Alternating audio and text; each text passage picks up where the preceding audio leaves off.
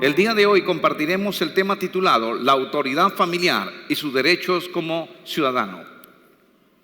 Vamos a ver el día de hoy acerca de lo que es un ciudadano. En la primera parte tenemos el significado de la palabra ciudadano. Ciudadano significa natural o vecino de una ciudad, es decir, persona que ha nacido en ese lugar.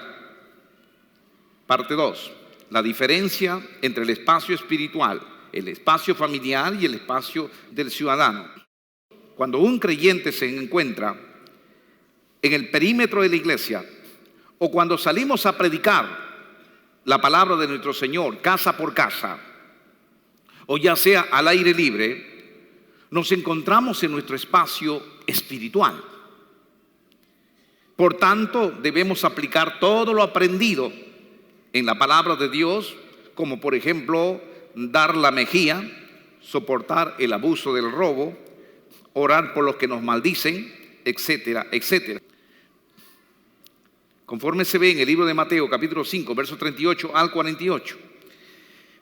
Pero cuando nos hallamos en nuestra casa o salimos a la calle acompañado de nuestra familia, entonces nos encontramos en el espacio familiar.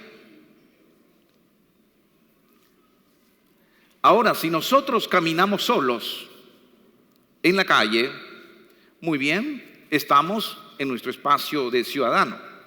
Si te hallas en tu espacio espiritual, si te hallas en tu espacio espiritual, es decir, en la iglesia, o con tu Biblia predicando, o con tu Biblia estás visitando a algún hermano, entonces debes actuar como un creyente.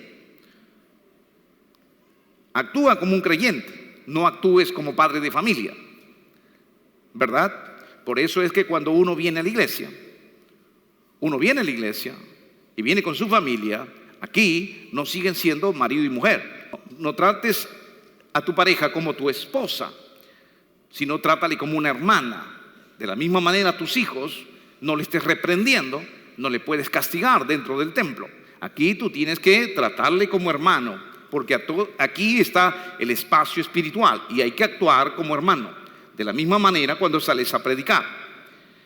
Ahora bien, de igual manera, cuando tú estás en tu espacio de familia, en tu casa, no actúes ahí como hermano, actúa como padre, ¿verdad?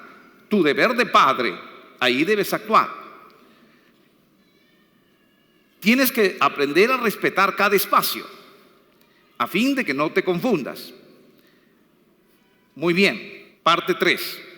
Preguntas y respuestas de lo que se debe hacer ante diversos problemas. La mayoría de creyentes piensa que son creyentes y punto, y actúan como creyentes en todo lugar, y no saben que están a veces en un espacio que no están como creyentes. El propósito de este estudio entonces es enseñarnos a ordenar nuestras vidas. ¿Cuándo somos creyentes? ¿Cuándo debemos actuar como creyentes? ¿Y cuándo debemos actuar como padre de familia? ¿Cuándo debemos actuar como ciudadano? Tenemos que conocer esos espacios. Voy a darles como ejemplo un caso. El caso de un policía que en su trabajo actúa como si se encontrara en el espacio espiritual. Un día, una oportunidad, un oficial de policía se acercó y me dijo: doctor, tengo un colega policía que es cristiano, él presta servicios en el banco. Un día me encontré con él y al ver que no tenía consigo su armamento, que es el revólver, y entonces le pregunto: oye, ¿y tú no cargas tu armamento de reglamento? ¿No cargas? Y él me dice: bueno, ¿sabes qué, hermano? Yo tengo mejor que el revólver. Tengo mi bazooka. Yo me quedé: ¿su bazooka? Sí, me dice. Y mete la mano en su uniforme y saca su Biblia. Este es mi armamento. Este es mi bazooka. Y enseña su Biblia. Este es mi bazooka. Y el oficial de policía me dice, y luego me dijo, ¿tú no sabes que un creyente no puede usar revólver? Yo sí, como no conozco, le dije, bueno, la verdad que no sé. Por eso le pregunto, doctor, ¿podemos nosotros los policías usar revólver? ¿Podemos nosotros pegar, ponerle la mano a un delincuente? ¿Podemos nosotros maniatarlo a él? ¿Utilizar de la fuerza? ¿Podemos matar en defensa personal? ¿Podemos usar o no? Porque este hermano me confundió y me hizo tantas preguntas, y yo le expliqué y le dije, hermano mío, cuando tú te encuentras en un espacio, en el espacio cristiano, debes actuar como cristiano. Por ejemplo, ¿qué pasaría si un policía sale a predicar el evangelio, se ha quitado su uniforme, ¿verdad?, se ha puesto su saco y su corbata y sale a predicar el evangelio y está predicando el evangelio, cuando de pronto viene una persona y le insulta, y luego después, al no decirle nada, viene esta persona y le golpea, y al recibir un lapo o una cachetada, entonces, ¿qué cosa? Oye, ven para acá, tú sabes, yo soy policía, ven para acá, quedas detenido, ¿qué te crees? No puedes hacer eso. ¿Por qué? Porque tú estás en tu espacio de hijo de Dios, de creyente. Tú eres policía, pero cuando estás con un uniforme o cuando estás en alguna labor de policía, no puedes confundir. Si estás en tu espacio de creyente, debes actuar como creyente. Amén. De la misma manera, si usted está de policía y está usted en su servicio, usted tiene que actuar como policía, no puedes actuar como creyente. No puede ser que tú no estés llevando tu arma de reglamento, tú tienes que cargar tu arma de reglamento. Tú también puedes usar de la fuerza, porque la autoridad policial y la autoridad militar es una autoridad de fuerza. Es decir, que puede usar del golpe, puede usar del karate, puede usar de artes marciales con el fin de esta manera maniatar al delincuente, porque ningún policía puede y debe actuar como creyente. Por ejemplo, si ocurre un asalto y el policía cristiano no va a ir detrás de ese delincuente con su Biblia y decirle, por favor, señor delincuente, deténgase, mira que yo no te puedo pegar porque soy hermano. Por favor, señor delincuente, señor pericote, por favor, te voy a poner las esposas para llevarte a la cárcel. Ningún delincuente pues se va a dejar maniatar, indudablemente. Entonces tú no puedes actuar como cristiano, no puedes actuar en ese momento como creyente, no puedes actuar. Tú tienes que actuar en ese momento como policía. Por eso que tenemos que saber respetar nuestros espacios. Cuando estamos predicando, evangelizando o en la iglesia, actuamos como creyentes.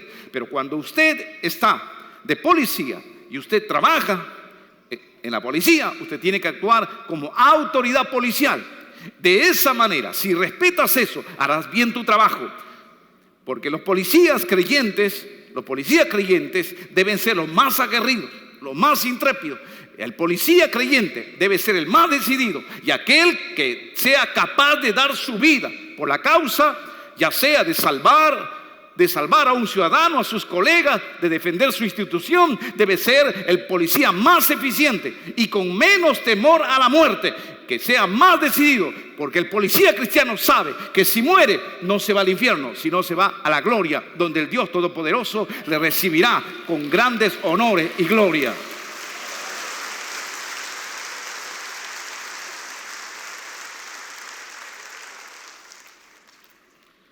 Amén.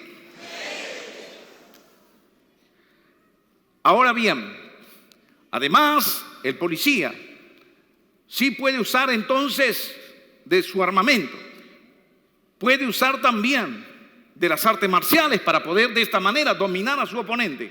Igualmente, Asimismo, se le ha dado facultad al policía de disparar cuando peligra su vida en un tiroteo, por defender a sus amigos policías o también por defender a un ciudadano. De esta manera, querido hermano, que un policía sí puede matar por defensa propia. Ahora bien, decir, pero no es peligro, no es malo matar. No dice la Biblia no matarás. No está prohibido matar. Claro, la Biblia dice en el libro de Éxodo, capítulo 20, verso 13, hay un mandamiento que dice: no matarás. Este mandamiento ha sido dado para todos los ciudadanos, a fin de que no maten ni quiten la vida de otra persona con odio. Cuando se conoce a la persona, cuando se odia a la persona, con alevosía, con premeditación, no se puede matar, no se puede quitar la vida. Por eso fue dado. Por esta razón vemos en la Biblia cuando Moisés dio este mandamiento, pero sin embargo, luego después, más adelante, en el libro de Números, capítulo 21, verso del 1 al 3, ahí se ve cuando el ejército de Israel mataba a otras personas. Pero ¿por qué en uno dice no matarás y en otro siguió matando? Porque al ejército, a los policías, le es dado esta oportunidad de disparar para defender su vida o defender su nación. Y esto no es malo, ya que toda autoridad ha sido reconocida por Dios. La autoridad civil, militar, política ha sido reconocida por Dios. Y si se le ha dado esta facultad a un policía de hacer uso de su armamento, es para poder defender a los ciudadanos de una nación. Ahora bien, por esta razón no es ningún problema esto.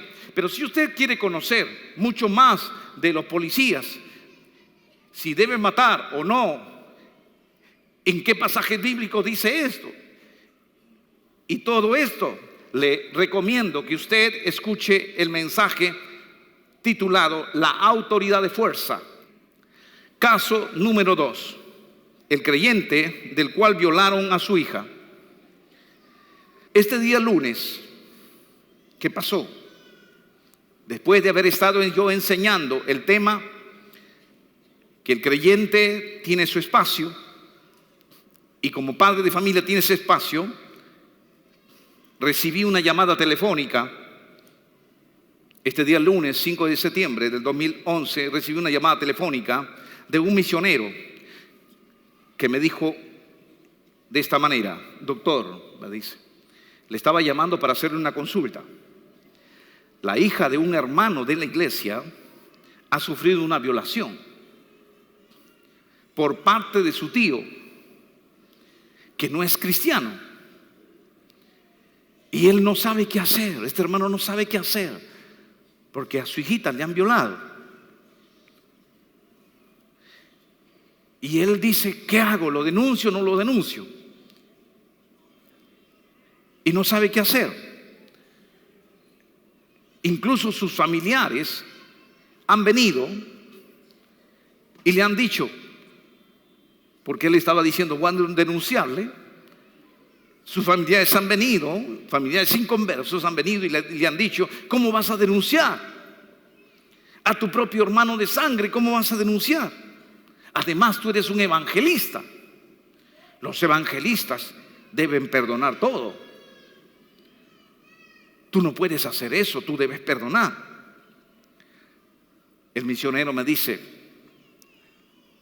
mi pregunta, doctor, es, ¿debe denunciarlo o no debe denunciarlo? Yo le dije, es diferente el terreno espiritual con el terreno familiar. Lo que ha hecho este hombre impío es ofender a un miembro de su familia. Por tanto, él debe actuar como una autoridad paternal que está llamado a proteger y a defender a los hijos. No porque la gente esté diciendo, mira,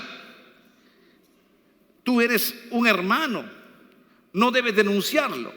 Mira, tú eres un hermano, los hermanos no denuncian, tú no debes denunciarlo. ¿Acaso debe el creyente hacer caso a la voz de aquellas personas? ¿De cuándo aquí los que no estudian las Escrituras nos van a enseñar a los creyentes cuándo hacer algo y cuándo no hacer algo? ¿De cuándo aquí vamos a ser instruidos y enseñados por ellos?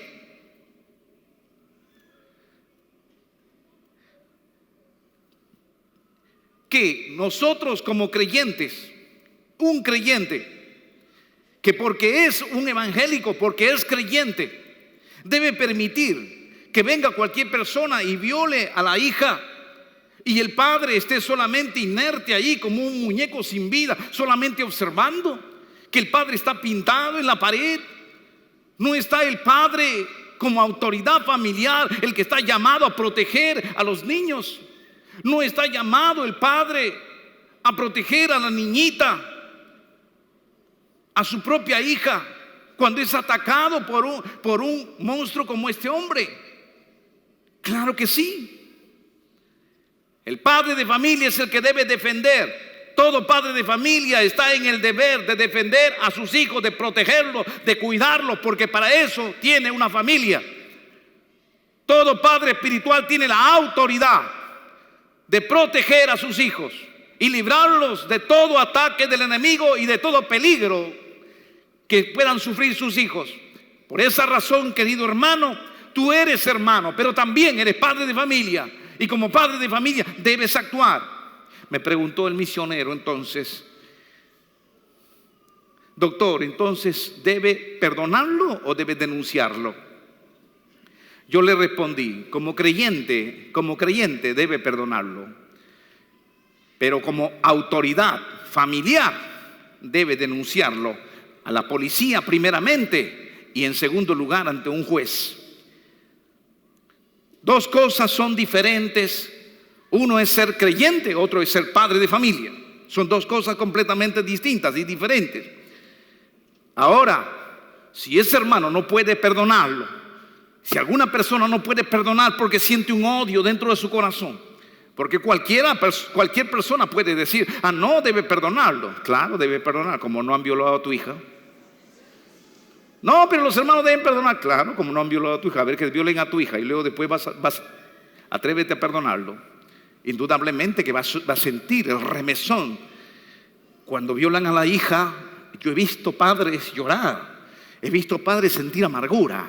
He visto padres sentir rabia. He visto padres llorar con impotencia, con deseos de que este hombre pues también sufra. He visto padres sufrir ante esta situación. Hermano, ahora bien, si alguna persona tiene ese odio en su corazón, si quizás usted que me está viendo por la televisión ha sufrido algún caso como esto, a tu hijo la violaron, o a tu mujer la violaron, o a tu hija la mataron, o a algún familiar le han herido, y tú sientes odio por alguien, quiero decirte esto: no está bien que aunque tú seas autoridad familiar, aunque tú seas padre, madre, hermano mayor, tío, sea lo que sea, no está bien que tengas odio en tu corazón. Eso no está bien, aunque seas creyente o no seas creyente, aunque seas padre, seas policía, seas juez, no está bien que tú tengas en tu corazón odio, porque el odio te hace daño y el odio es malo, el odio es un pecado delante del Señor. Tú tienes que sacar ese odio, quitar ese odio, aunque tú tengas esa rabia, quítalo. Quizás digas tú: pero doctor, siento cólera dentro de mí, ¿cómo puedo hacer esto? Yo quiero vengarme. Yo te voy a enseñar a vengarte. Te voy a enseñar cómo vas a vengarte. Lo que vas a hacer es esto: acércate ante el altar del Señor. Acércate ante el altar del Señor. Búscale a Jehová. Yo quiero decirte que hay alguien que se puede vengar por ti. Y ese que se puede vengar por ti se llama Jehová de los ejércitos.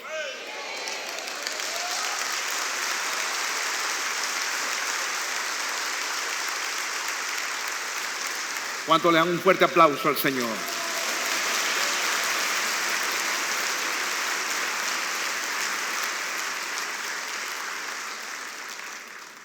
En Romanos capítulo 12, verso 19 nos dice: el Señor mismo se ha presentado y ha dicho: no te vengues tú, No tomes tu venganza, yo quiero ser tu vengador, dice Jehová el Señor. Yo quiero vengarme por ti. Dame lugar a mí, dame lugar, por favor, tráeme a mí. Yo quiero ser el que pueda vengarme, porque el Señor no ha permitido que el ser humano tome venganza de los demás. Pero quien se va a vengar por este caso es Él mismo. Él dice: yo voy a ser tu vengador, nómbrame como tu vengador, tráeme tu problema y yo me voy a vengar. Mire lo que dice. Fuerte aplauso.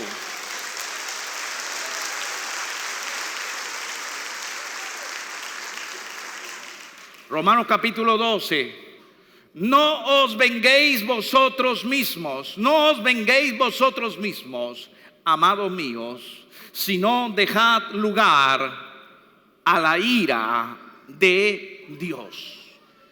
Porque escrito está: mía es la venganza, dice Jehová el Señor, y yo voy a dar el pago a ese hombre.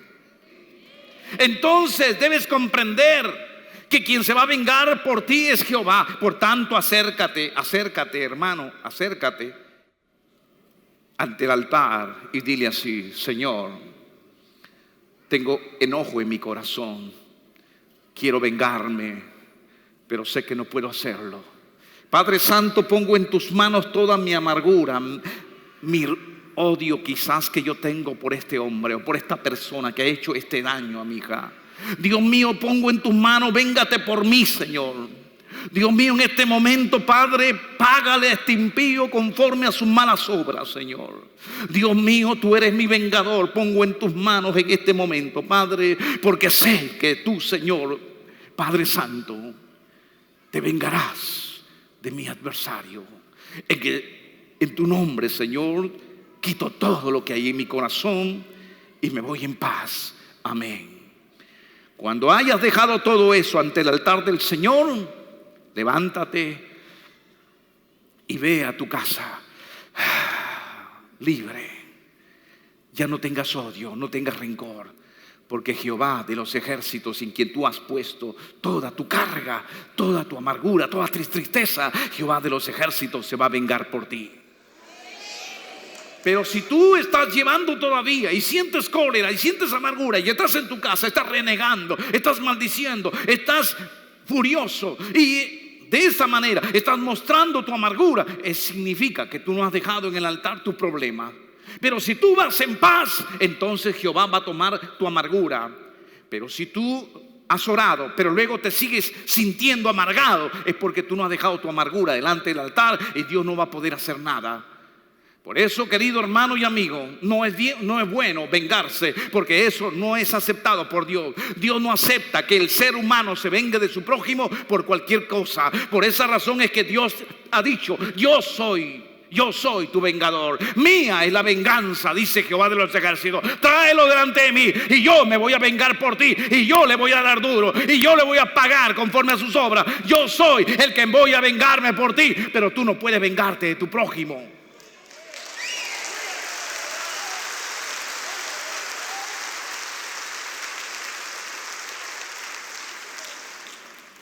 Amén. Dios ha prohibido a todas las autoridades de vengarse, de tomar la venganza en sus manos. Dios ha prohibido a todas las autoridades de vengarse.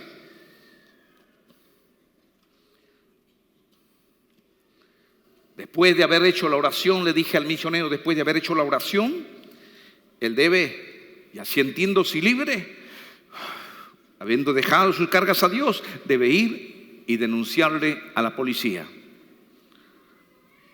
El misionero me pregunta y me dice: si el hermano lo denuncia ante la policía, ¿eso no es venganza? Claro que no, le dije. Denunciar este hecho a la policía como la autoridad paternal que es el hermano no es una venganza.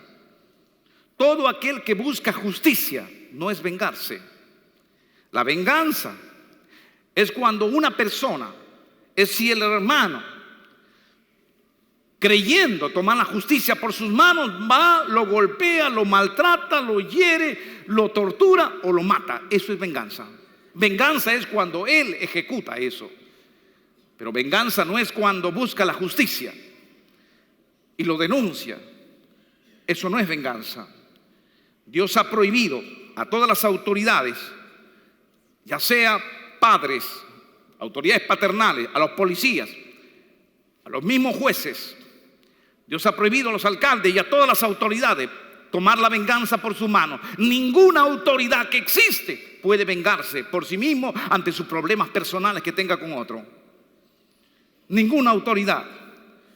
Y a todas las autoridades Dios ha enseñado, diciendo en Romanos capítulo 12, verso 17, el Señor dice así: no paguéis a nadie mal por mal, procurad lo bueno delante de todos los hombres. No paguéis a nadie mal por mal. El misionero volvió a preguntarme: ¿entonces debe denunciarlo? Claro que sí, le dije. Todo hombre es responsable de sus actos. Por tanto, si este hombre, que siendo su tío, no respetó a su sobrina, hija de su propio hermano de sangre, y cometió el delito de violación, él debe enfrentar la condena. Él debe enfrentar la condena que le va a dar tanto la justicia divina y tanto la justicia también judicial. No denunciar un hecho de violación es hacerse cómplice. Es hacerse cómplice de ese delito. Y él como padre no puede ser cómplice de una persona que está hiriendo a su propia hija. Si el hombre cometió un abuso con una menor, este hombre debe ir a la cárcel. Y si es un hermano, si de repente es un hermano que aparece en la iglesia, en la congregación, oye, pero el hermano ha violado. Si un hermano viola, esta persona debe ser expulsado de la iglesia, porque la Biblia condena la violación. Y esa violación es condenado con un pecado de muerte. Por eso la Biblia dice antiguamente que al que violaba se le mataba, lo cual equivale hoy en día, en el tiempo de la iglesia, en la expulsión definitiva de esta persona. La violación está tipificado en las Santas Escrituras como un pecado de muerte, es decir, que esta persona está condenado de por vida. Esta persona ya no tiene ni parte ni suerte en el reino de Dios. Por tanto, cuando este caso llegue ante un pastor, el pastor lo que debe hacer es expulsar a este violador. Bueno, tú que has estado asistiendo a la iglesia, quedas tú separado de la iglesia. No eres más miembro de la iglesia, te expulsamos de la iglesia. Una vez expulsado de la iglesia, entonces el padre de familia puede denunciar a esta persona, ya no como hermano, sino como un impío, como una persona violadora, a fin de que este hombre vaya a la cárcel y pague allí sus deudas con la justicia. La violación está penado también en las leyes, en el Código Penal, en el artículo 173. Y aquí nos está diciendo que el que tiene acceso, ya sea por vía vaginal, anal, bucal, o realiza otros actos análogos, introduciendo objetos o partes del cuerpo, por alguna de las dos primeras vías, con un menor de edad, será reprimido con las siguientes penas privativas de libertad. Primero, si la víctima tiene menos de 10 años de edad, la pena será de cadena perpetua. 2, si la víctima tiene entre 10 años de edad y menos de 14 años, la pena será no menor de 30 años, ni mayor de 35. 3, si la víctima tiene entre 14 años de edad y menos de 18, la pena será no menor de 25 años, ni mayor de 30 años.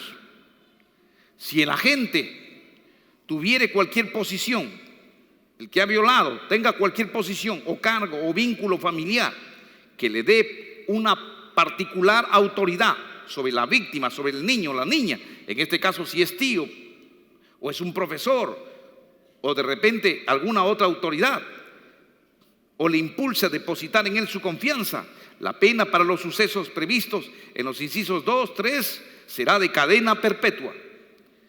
Por esa razón es que en la Biblia esto se condena con un pecado de muerte. Esta persona ya está corrupta, esta persona está podrida, está malograda para Dios. Esta persona lo va a seguir haciendo. Hay casos que he encontrado y he escuchado donde el padre es el violador y a veces la madre sigue con este hombre. Eso ya no puede ser. Desde el momento que un padre viola a su hija, está cometiendo el pecado, uno, de violación, pero también de fornicación. Y la Biblia dice claramente que hay divorcio por fornicación. De manera que si una mujer ha visto que su marido ha violado a su hija o abusado de la hija sexualmente, esta debe ya divorciarse. No puede seguir teniendo a este hombre en casa. ¿Por qué? Porque peligran sus otros hijos. Y sobre todo veo casos en el cual la mujer tiene conviviente y este conviviente abusa de una hija y como lo deja, le pide perdón, le dice es mentira, me está acusando, es una mentirosa, y viola al otro y malogra a todos. Hay mujeres que permanecen en silencio diciendo son hermanas, y hay pastores que no saben aconsejar y muchas veces están diciendo no, hermana, ora al Señor, hermana, ora al Señor para que cambie tu marido, ora al Señor. ¿Qué ora el Señor, hermano? ¿Qué va a poder estar hablando con este hombre que está corrompido? Que puede hablar con este hombre que ya está pestando, que está podrido en su alma. Este hombre debe ser expulsado de la congregación si es que es creyente, o debe ser quitado ya del matrimonio, porque no puede estar teniendo a un monstruo en casa aceptándole la violación a su propio hijo o a su propio sobrino o a su propia prima. Debe quitarlo de la casa para que de esta manera no se cometan más violaciones en los hogares.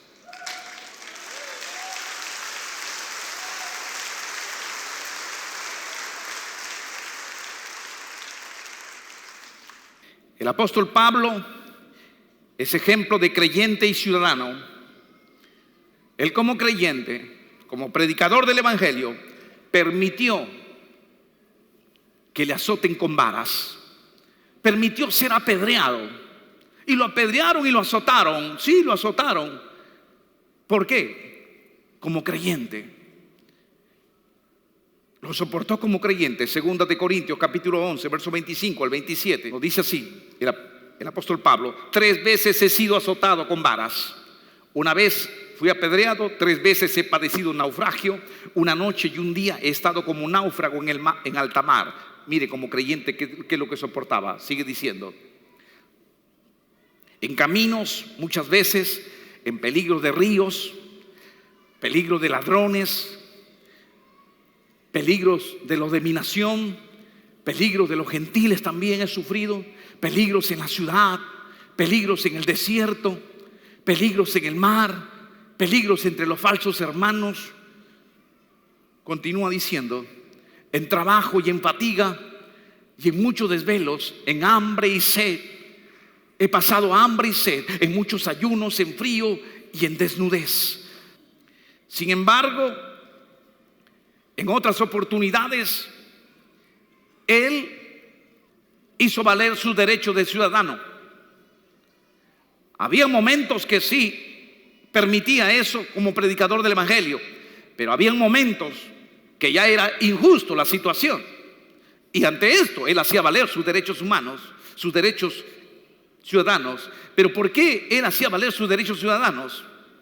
Porque él reconocía y él conocía que él tenía derechos como ciudadano. Vamos a verlo en el libro de Hechos capítulo 16 verso 35 al 39. Dice así: y el carcelero hizo saber estas palabras a Pablo: los magistrados han mandado a decir que se os suelte. Mire usted qué es lo que había pasado aquí. Unos magistrados lo habían tomado a Pablo y lo habían mandado a azotar sin haberle hecho un juicio. Lo azotaron y lo mandaron preso. Y él estaba ya en la cárcel cuando vino el carcelero, dice, y le dijo: Pablo, los magistrados me han dicho que te suelte. Así que ahora, le dice el carcelero, así que ahora salid, vete, marchaos en paz. Después de azotarme públicamente, sin sentencia judicial. Después de azotarnos públicamente sin sentencia judicial, siendo ciudadanos romanos. Mire lo que dice. Pero Pablo le dijo, después de azotarnos públicamente sin sentencia judicial, siendo ciudadanos romanos, nos echaron en la cárcel.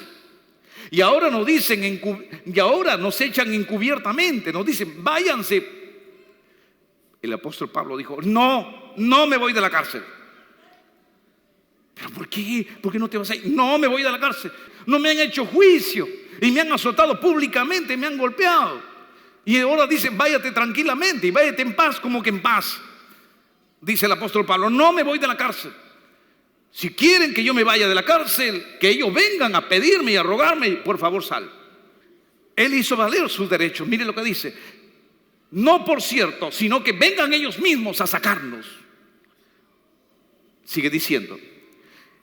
Los alguaciles se fueron a los jueces y le dijeron, oye, señores magistrados, ellos saben sus derechos, dicen que no me pueden golpear sin un juicio. Mire lo que dice. Y los alguaciles hicieron saber estas palabras a los magistrados, a los jueces, los cuales tuvieron miedo al oír que eran romanos. Que son romanos, porque lo ha golpeado, hombre.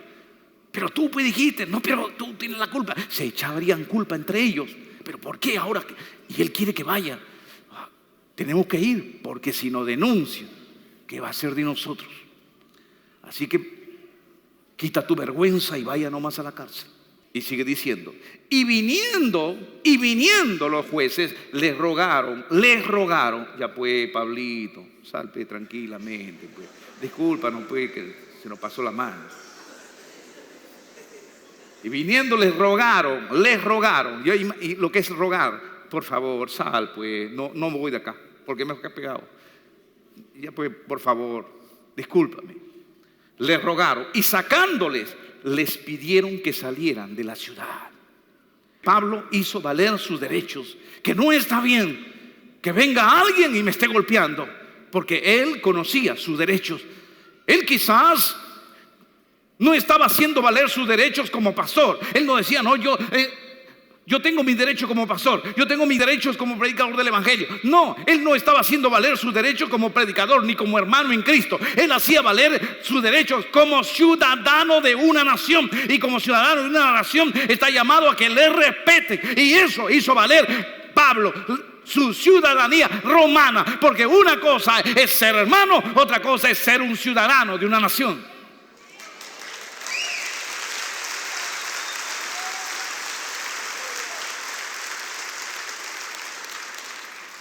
Y eso tenemos que entender y comprender, son dos cosas diferentes. Amén.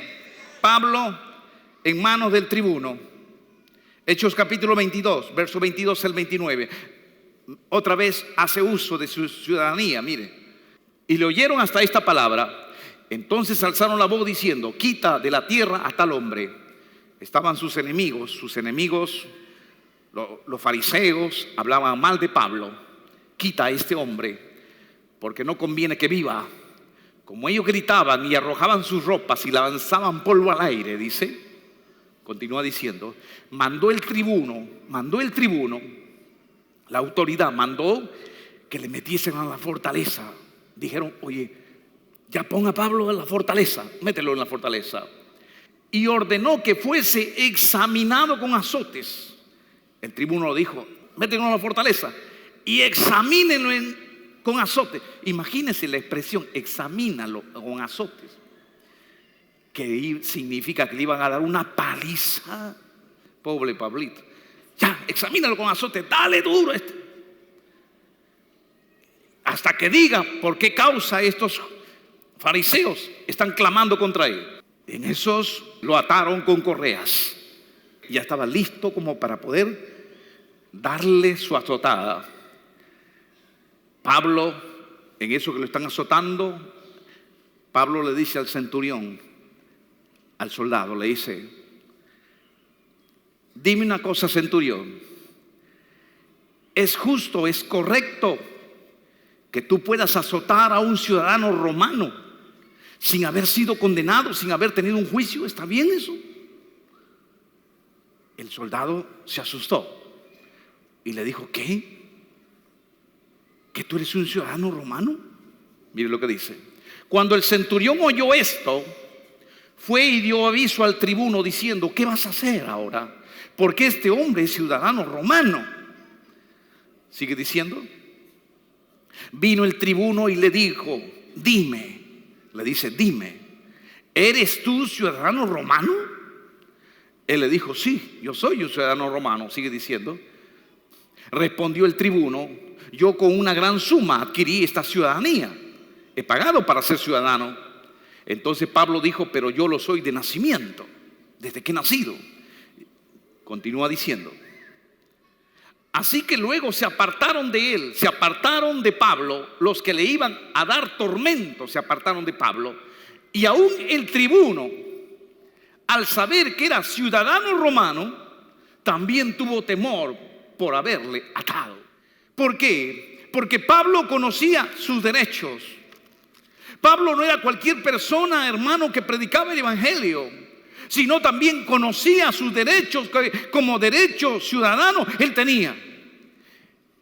Él conocía y hacía valer sus derechos. Él sabía que no podía ser azotado si primeramente no ha tenido un juicio, si primeramente no ha sido condenado. Él sabía que como ciudadano él tenía el derecho de ser escuchado, de también presentar su defensa. Ahora bien, el apóstol Pablo, no estaba diciendo: ¿puedes tú, acaso te es lícito golpear, azotar a un pastor evangélico? ¿Es lícito azotar a un hermano evangélico, a un pastor del evangelio? ¿Es lícito azotar a un apóstol? Él no está diciendo eso. Él está tomando su ciudadanía.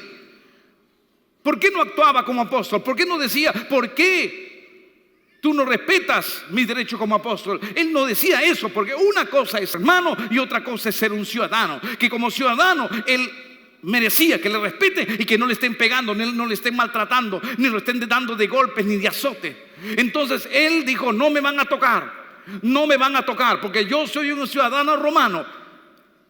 Ahí podemos nosotros ver dos cosas completamente diferentes. Amén, diferentes.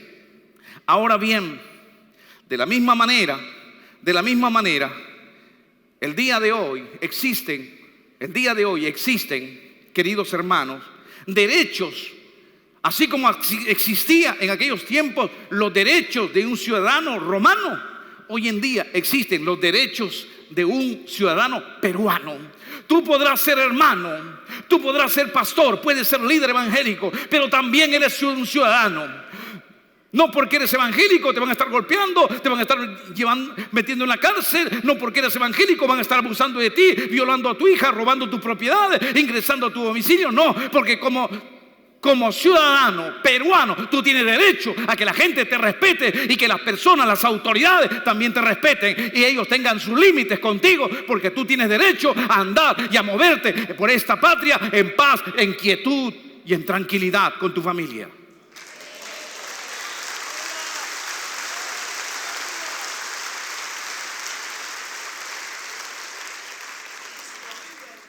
¿Quieres saber cuál es tu derecho?